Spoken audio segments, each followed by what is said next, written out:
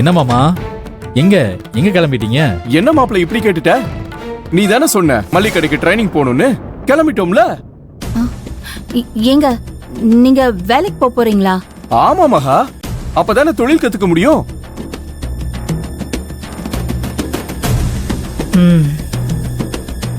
கீர்த்தி, இந்த ஆளுக்கு 7 வயசாயிடுச்சு. இப்ப போய் தொழில் கத்துக்க போறேன்னு பெணாத்திக்கிட்டு இருக்கான் பாரு. நீ கொஞ்ச நேரம் அமைதியா இருக்கியா? இப்ப நான் என்ன சொல்லிட்டேன்னு அமைதியா இருங்கிற? நீ எதுவும் சொல்லிடக்கூடாதுன்னு தான் கொஞ்சம் அமைதியா இருன்னு சொல்றேன். எதுவும் உளறி கொட்டி வைக்காத. மாமா சூப்பர் மாமா, இப்பதான் நீங்க ஃபார்முக்கு வந்திருக்கீங்க. மாமா, நீங்க சொல்றது சரிதான். ஆனா என் ஃப்ரெண்டு கிட்ட நீங்க வேலைக்கு வர விஷயத்த சொல்லவே இல்லையே. இன்னைக்கு ஒரு நாள் வெயிட் பண்ணுங்க, நான் பேசிட்டு சொல்றேன். அதுக்கப்புறமா நீங்க வேலைக்கு போய்க்கலாம். மாப்பிள்ள, எப்பவுமே நம்ம தெரிஞ்சவங்க கிட்ட வேலைக்கு போக கூடாது. அப்படி போகணும்னு வச்சுக்கோயேன், மரியாதை இல்லாம போயிடும். என்னங்க நீங்க என்ன சொல்ல வரீங்க? எனக்கு ஒண்ணுமே புரியல. சொல்ற மகா, நான் ஏற்கனவே தெரியாத ஒரு இடத்துல வேலை கேட்டு வச்சிருக்கேன். அங்கதான் போறேன். சரியா? மாமா என்ன மாமா சொல்றீங்க? தெரியாத இடமா? எதுக்கு நீங்க தெரியாத இடத்துக்குலாம் போனோம்? அண்ணன் சொன்ன மாதிரி அவர் நண்பர் கிடைக்க போலாம்ல. ஒருவேளை அவருக்கு பிடிக்கலையோ என்னமோ, யாருக்கு தெரியும்? என் புருஷன் நல்லது பண்ண நினைச்சாலும் ஆளாளுக்கு ஒரு எண்ணத்துல இருந்தா அப்படி. கீர்த்தி, சண்முகண்ணன் தெரியாத இடத்துக்கு வேலைக்கு செய்யறதுக்கு காரணமே வேற. அண்ணன் என்ன சொல்ல வராருன்னா, மாமாவுக்கு தெரிஞ்ச இடம்னா மரியாதை கொடுத்து ஒரு இடத்துல உட்கார வச்சிருவாங்க. அப்புறம் எப்படி வேலை கத்துக்க முடியும்? நீயே சொல்லு.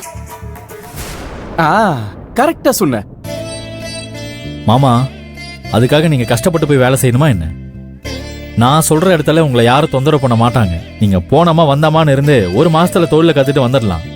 சொன்னா கேளுங்க மாமா. மாப்பிள்ள, இந்த ஒரு விஷயத்துல என்ன என் போக்குல விட்டுருங்க. என்ன தொழிலா இருந்தாலும் கஷ்டத்தை அனுபவிச்சாதான் தொழில கத்துக்க முடியும். அப்பதானே முன்னேற முடியும். எப்பாடுபட்டாவது நான் தொழில முன்னேறிடுவேன். நீ ஒன்னும் சங்கடப்படாத.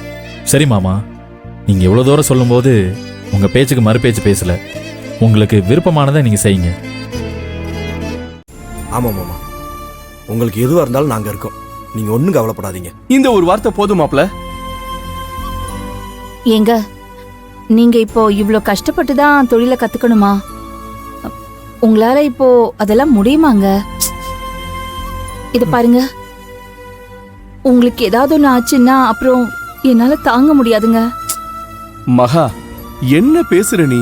வயசானா உடம்புல தெம்பு இருக்குல்ல? இது பாரு, கஷ்டப்படாம எதுவும் கிடைக்காது. நான் என்ன கல்லு உடைக்க போறேன்? மல்லிகை கடைக்கு தானே போறேன். நீ ஒன்னும் கவலைப்படாத. இப்பவாவது வீட்டோட இருக்கிற மாப்பிள்ளைக்கு புத்தி வந்துச்சே, ரொம்ப சந்தோஷமா இருக்கு. ராஜேஸ்வரி, அவர் இந்த வீட்டோட மூத்த மாப்பிள்ள மட்டும் இல்ல, என் பிள்ளைங்களோட பிள்ளையா அவரையும் ஒருத்தராதான் நான் நினைக்கிறேன். நீ எதையும் தேவையில்லாம சொல்லி காமிக்க வேண்டிய அவசியம் ஒண்ணும் இல்ல. அத்த, அவங்க பேசாம இருந்ததான் அதிசயம். யார் என்ன சொன்னாலும் சரி, நான் பண்ண போற விஷயத்த நிறுத்த போறதில்ல. சூப்பர்ண்ணே, நீங்க கண்டிப்பா வாழ்க்கையில பெருசா சாதிப்பீங்க. எனக்கு அந்த நம்பிக்கை இருக்குண்ணே. தேங்க்யூ தங்கச்சி. சரி மாமா, உங்க விருப்பப்படியே செய்யுங்க. தேங்க்யூ அத்த மாமா, என்ன ஆசீர்வாதம் பண்ணுங்க. நல்லா இருங்க மாப்பிள்ள, நல்லா இருங்க. சரி மகா, நான்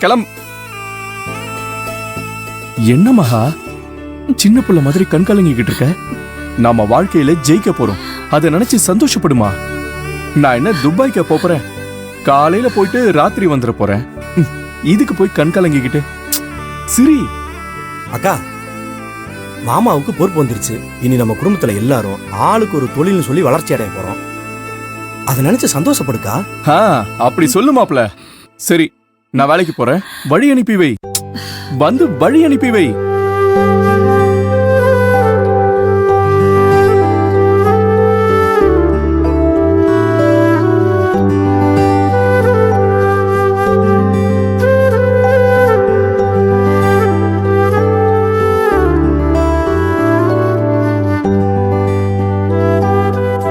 சரி மகா, நான் கிளம்புறேன். போயிட்டு வாங்க.